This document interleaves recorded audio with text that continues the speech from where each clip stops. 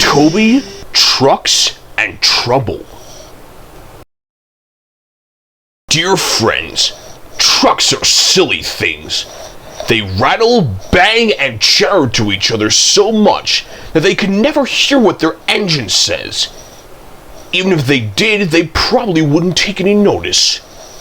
They pushed Mavis into a lorry, and that made extra work for Toby and Percy while she was being mended.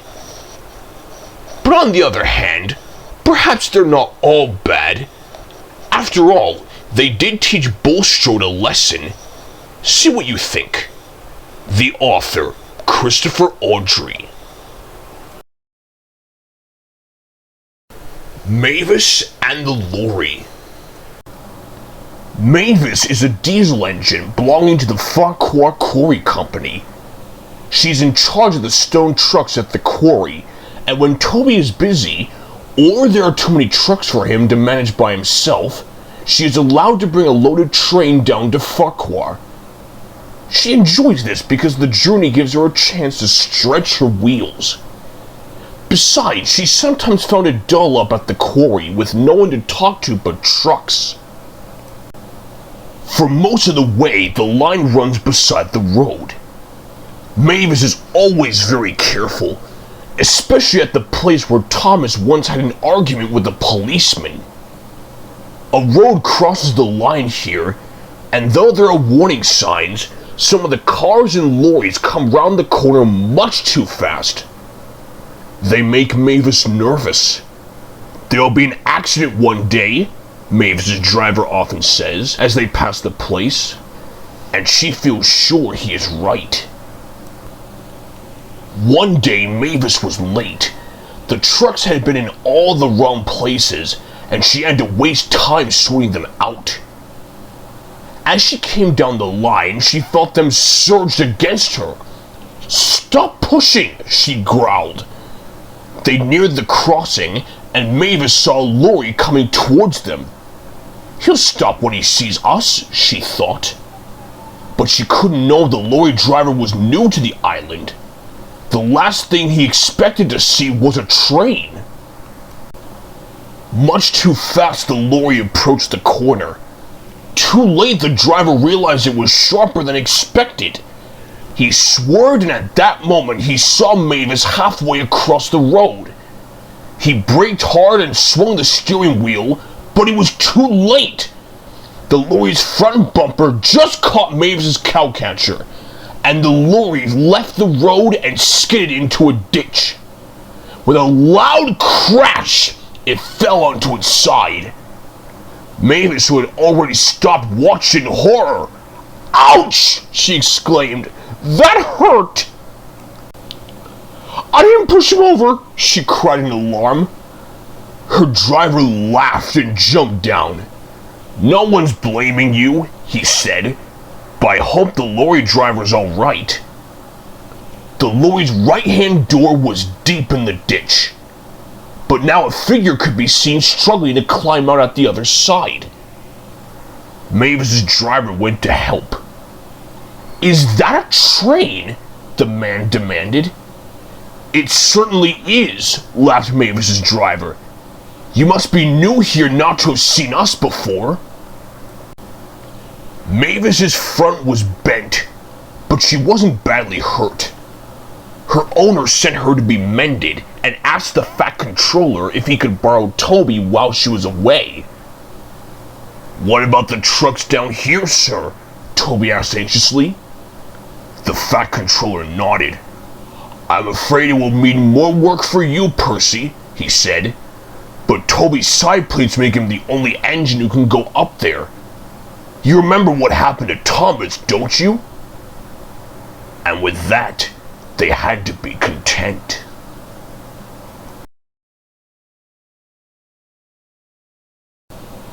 Toby's Seaside Holiday.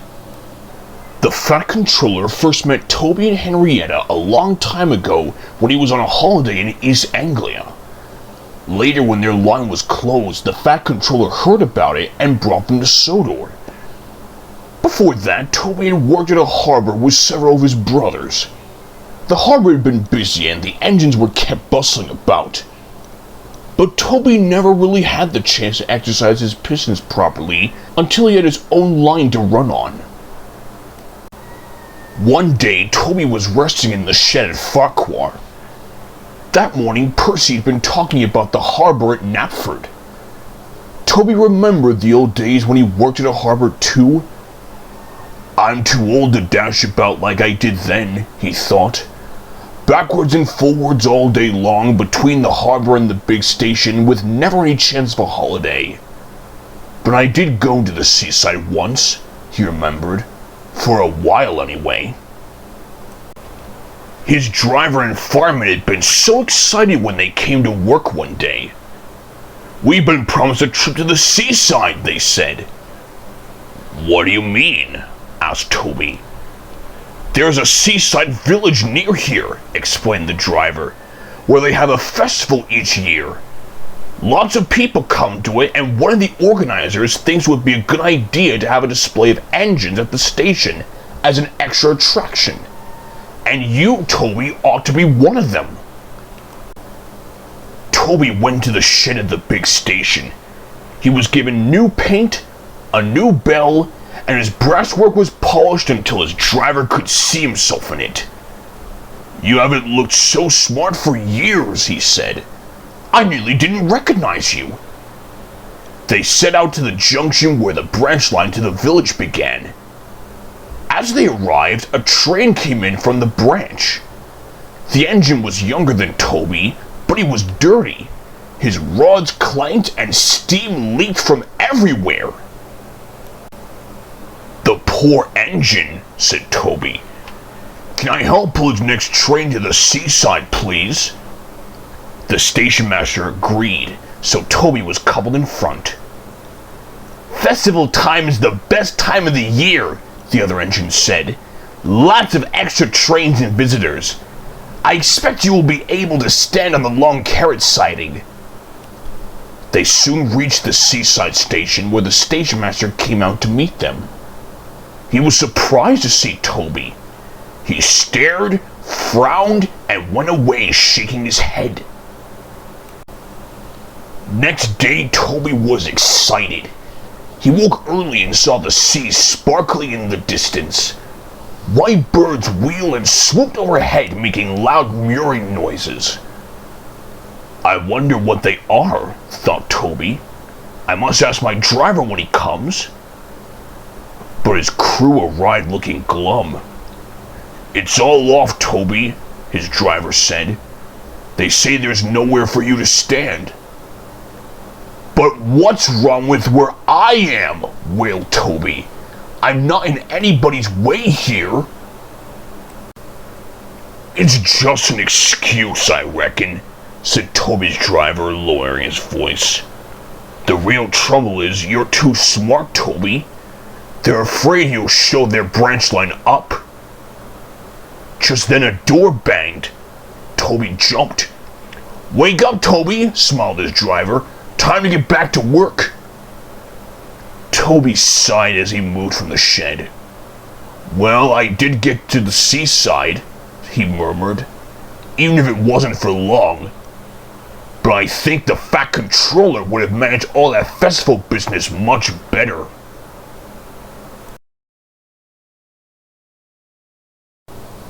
Bulstrode. A few days later, Percy was shunting in the yard at Farquhar when the station master came up. Leave those trucks, please, Percy, they said. There's an emergency down at the harbor. The Fat Controller wants you to go and sort it out straight away. But Toby can't, began Percy. Never mind that, the station master said. The Fat Controller needs you double quick. Leave us to worry about the shunting. He hurried away to make the arrangements. Bulstrode was a barge used for carrying stone. He was a disagreeable barge. Nothing was ever right for him, and he grumbled unceasingly. Trucks grumbled too, but they went a patch on Bulstrode. Come on, shouted Bulstrode rudely one morning. Why aren't you trucks where you should be? How can I be lowered if you dull up there, eh? There's no engine and we can only go where we're put, retorted the trucks crossly. You're in the wrong place, not us. They argued for some time, but it made no difference. Bulstrode was in the wrong place, and he wasn't due to leave until the next day. But he wasn't going to let a thing like that stop him complaining. When Percy arrived, Bulstrode was sulking, and the trucks were annoyed with him. Our stone is for Bulstrode, they said. Please put us into the siding so we can load him up and be rid of him as soon as possible. The line slips down to the harbor. Percy pulled the trucks a little way up the hill clear of the points. As he stopped, one of the truck's brakes slipped on. When Percy began to push, the truck started with a jerk, and a coupling broke. 4 loose trucks heavy with stone gathered speed. Help! Help! They wailed. A shunter bravely tried to stop them, but only broke his pole. The trucks rattled along the quay straight towards Bulstrode, unsuspecting at the end. Bulstrode heard a rattle and a shout or two, but he could see nothing. The first he knew if anything was wrong was when 4 loaded trucks shot one by one off the end from quay to bury themselves in his hold. Oof! He exclaimed, but anything else was lost in a gurgle, as the trucks burst a hole in his hole and water began to pour in. Bulstrode experienced an awful sinking feeling. Save me, he spluttered. I'm drowning! But Bulstrode didn't drown. As chance would have it, the tide was out, so he did not go right under the water. The trucks were upset at losing some of their friends, but they were very little bothered about Bulstrode. Nothing but a nuisance he was, they said to each other, always barging in and moaning about not being loaded fast enough. They sniggered. This time he got his load faster than he bargained for. Serves him right if you ask us. Percy was kept busy for some time afterwards clearing up the mess. When the remains of the trucks had been lifted out of the water, he took them to the scrapyard, while workmen rescued what stone they could. As for Bulstrode, when everything else had been cleared, his remains were towed to a nearby beach where they could do no harm. Now children play happily among the wreckage. If Bulstrode is still grumbling, as I expect he is, the children take no notice.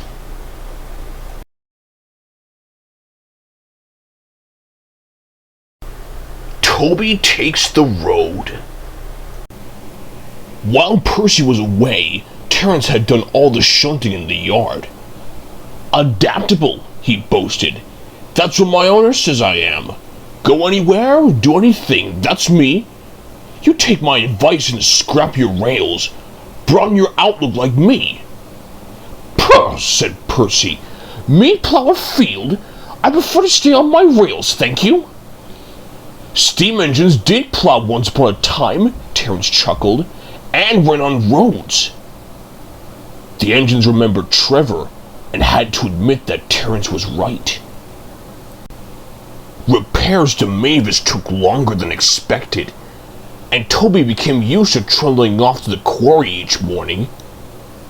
Because of Toby's small water tank, his driver and fireman had arranged with the quarry manager that they should bring loaded trucks down to Farquhar at lunchtime instead of later in the day. It saved time too, for Toby would otherwise have needed an extra journey to fill his water tank. This way he delivered the trucks and got water in one visit. Time passed, and the weather became colder, with hard frost during the night. They didn't worry Toby.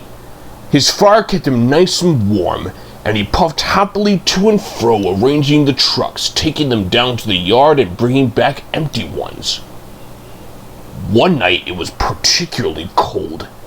The ground froze solid, and even Toby felt chilly. Brrr. He shivered just as he left the shed and set out light engine along towards the quarry.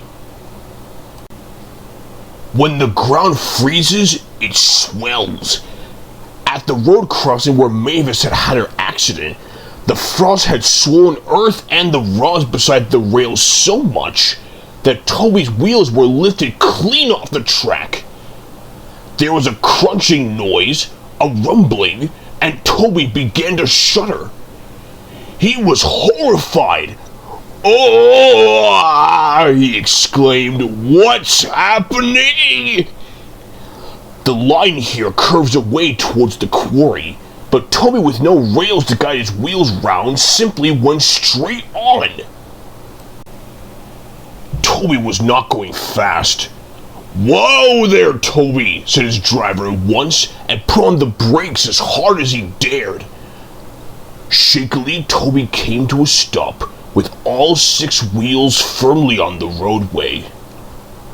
"Oh dear," he said, looking at the grass verge in front of him.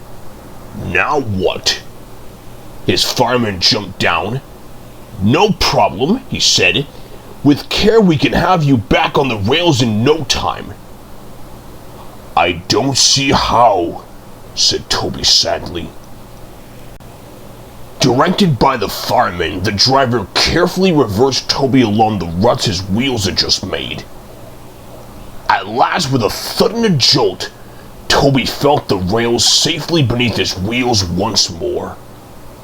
He heaved with a sigh of relief. "Well done, Toby," said his fireman.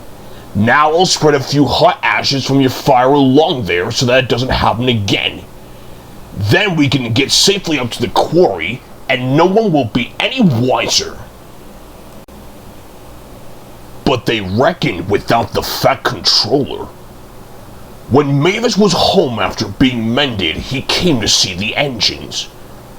"What's this I hear, Toby?" he asked. "Trying to be a traction engine, were you?" Toby blushed, but the fat controller wasn't cross. Toby told him about Terence. The fat controller laughed. "If I were you," he said, "I should leave the roads to what they were made for. You stay on the rails. You'll find them much more comfortable." Toby the tram engine was quick to agree.